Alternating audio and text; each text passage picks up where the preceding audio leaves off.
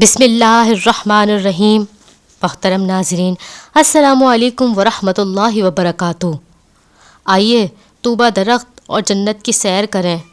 عبادتوں کی تکلیف جاتی رہی، مزے لوٹنے کے دن آ گئے، جو چاہو مانگو۔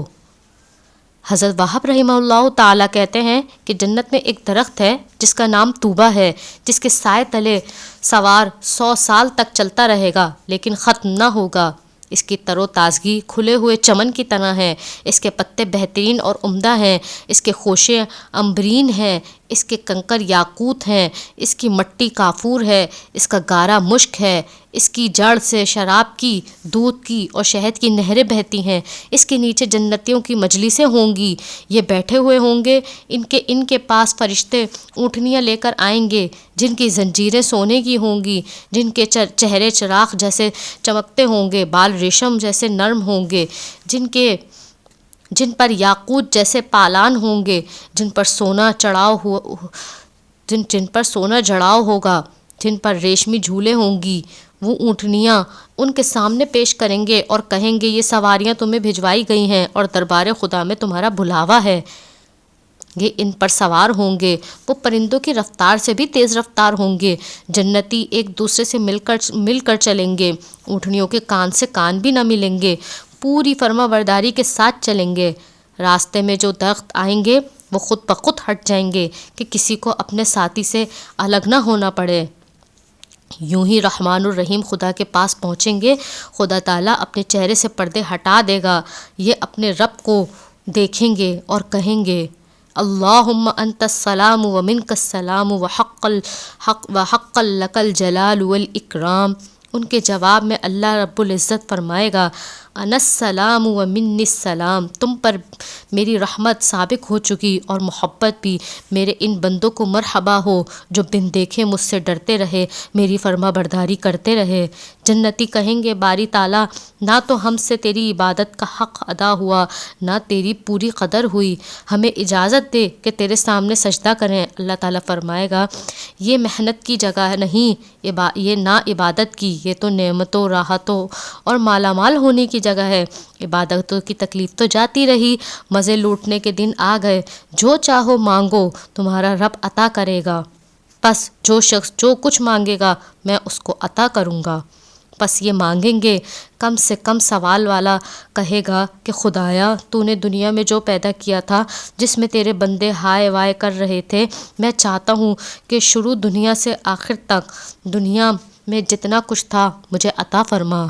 اللہ تعالیٰ فرمائے گا تو نے تو کچھ مانگا ہی نہیں، اپنے مرتبے سے بہت کم چیز مانگی ہے، اچھا ہم نے دی، میری بخشش اور دین میں کیا کمی ہے؟ پھر فرمائے گا جن چیزوں تک میرے ان بندوں کے خیالات کی رسائی بھی نہیں وہ انہیں دو، چنانچہ دی جائیں گی یہاں تک کہ ان کی خواہشیں پوری ہو جائیں گی۔ ان چیزوں میں جو انہیں یہاں ملیں گی، تیز رو گھوڑے ہوں گے، ہر چار پر یاقوتی تخت ہوگا، ہر تخت پر سونے کا ایک ڈیرا ہوگا، ہر ڈیرے میں جنتی فرش ہوگا، جن پر بڑی بڑی آنکھوں والی 2 حوریں ہوں گی جو دو بہترین لباس پہنی ہوئی ہوں گی، جن میں جنت کے تمام رنگ ہوں گے اور تمام خوشبوئیں۔ ان خیموں کے باہر سے ان کے چہرے ایسے چمکتے ہوں گے گویا وہ باہر بیٹھی ہیں، ان کی پنڈلیوں کے اندر کا گودا باہر سے نظر آ رہا ہوگا۔ یہ اتنی خوبصورت ہوں گی جیسے سرخ یاقوت میں ڈورا پرویا ہوا ہو، وہ اوپر سے ہی نظر آ رہا ہو۔ ہر ایک دوسرے پر اپنی فضیلت ایسے جانتی ہوگی جیسے فضیلت سورج کے پتھر پر۔ اس طرح جنتی کی نگاہ میں بھی دونوں ایسے ہی ہوں گی کہ یہ ان کے پاس جائے گا اور ان سے بوس و کنار میں مشغول ہو جائے گا۔ وہ دونوں اسے دیکھ کر کہیں گی واللہ ہمارے تو خیال میں بھی نہ تھا کہ خدا تم جیسا خاوند ہمیں دے گا۔ اب بحکم خدا اسی طرح صف بندی کے ساتھ سواریوں پر یہ واپس ہوں گے اور اپنی منزلوں میں پہنچیں گے۔ دیکھو تو صحیح خدائے وہاب نے انہیں کیا کیا نعمتیں عطا فرما رکھی ہیں۔ وہاں بلند درجہ لوگوں میں اونچے اونچے بالا خانوں میں جو نرے موتی کے بنے ہوئے ہوں گے، جن کے دروازے سونے کے ہوں گے، جن کے تخت یاقوت کے ہوں گے، جن کے فرش نرم اور موٹے ریشم کے ہوں گے، جن کے منبر نور کے ہوں گے، جن کی چمک سورج کی چمک سے بالا تر ہوگی۔ اعلیٰ علیین میں ان کے محل ہوں گے، یاقوت کے بنے ہوئے نورانی ہوں گے، جن کی چمک سورج کی چمک سے بالاتر ہوگی، جن کے نور سے آنکھوں کی روشنی جاتی رہے، اتنا نور ہوگا۔ لیکن خدا تعالیٰ ان کی آنکھیں ایسی نہ کرے گا۔ جو محلات یاقوت سرخ کے ہوں گے ان میں سبز ریشمی فرش ہوں گے، اور جو زریاقوت کے ہوں گے ان کے فرش سرخ مخمل کے ہوں گے، جو زمرد اور سونے کے جڑاؤ کے ہوں گے۔ ان تختوں کے پائے جواہر کے ہوں گے، ان پر چھتیں لولو کی ہوں گی، ان کے برج مرجان کے ہوں گے۔ ان کے پہنچنے سے پہلے خدائی تحفے وہاں پہنچ چکے ہوں گے۔ سفید یاقوتی گھوڑے غلمان لیے کھڑے ہوں گے، جن کا سامان چاندی کا جڑاؤ ہوگا۔ ان کے تخت پر اعلیٰ ریشمی نرم دبیس فرش بچھے ہوں گے۔ یہ ان سواریوں پر سوار ہو کر باتکلف جنت میں جائیں گے۔ دیکھیں گے کہ ان کے گھروں کے پاس نورانی ممبروں پر فرشتے ان کے استقبال کے لیے بیٹھے ہوں گے۔ وہ ان کا بہت بہترین اور شاندار استقبال کریں گے، مبارکباد دیں گے، مصافحہ کریں گے، پھر یہ اپنے گھروں میں داخل ہوں گے۔ انعامات خدا وہاں موجود پائیں گے۔ اپنے محلات کے پاس 2 جنتیں ہری بھری پائیں گے، اور 2 پھلی پھولی، جن میں 2 چشمے پوری روانی سے جاری ہوں گے، اور ہر قسم کے جوڑدار میوے ہوں گے۔ اور خیموں میں پاک دامن بھولی بھالی پردہ نشیں حوریں ہوں گی۔ جب یہ یہاں پہنچ کر راحت و آرام میں ہوں گے، اس وقت اللہ رب العزت فرمائے گا، میرے پیارے بندو، تم نے میرے وعدے سچے پائے نا؟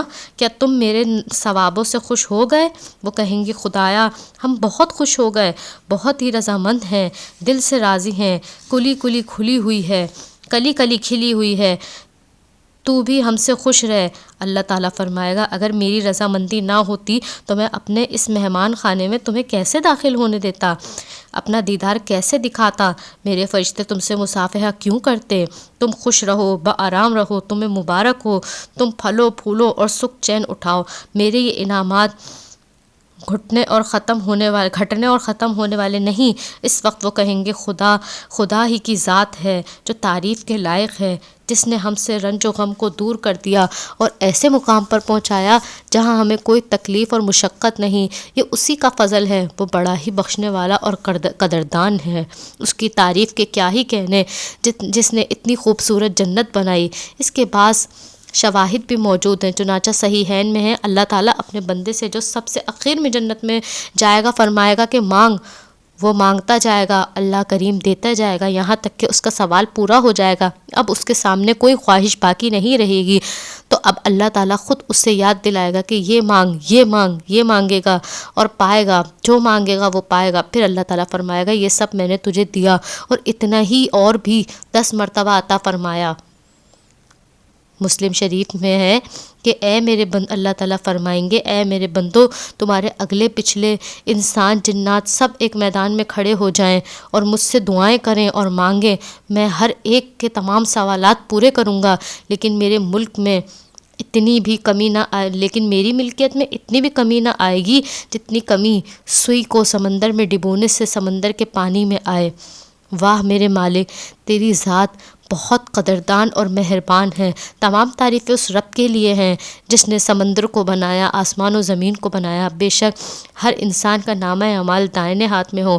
اللہ تعالیٰ ہم سب کو جنت کے اعلیٰ مقام میں اور علیین میں جگہ عطا فرمائے، آمین۔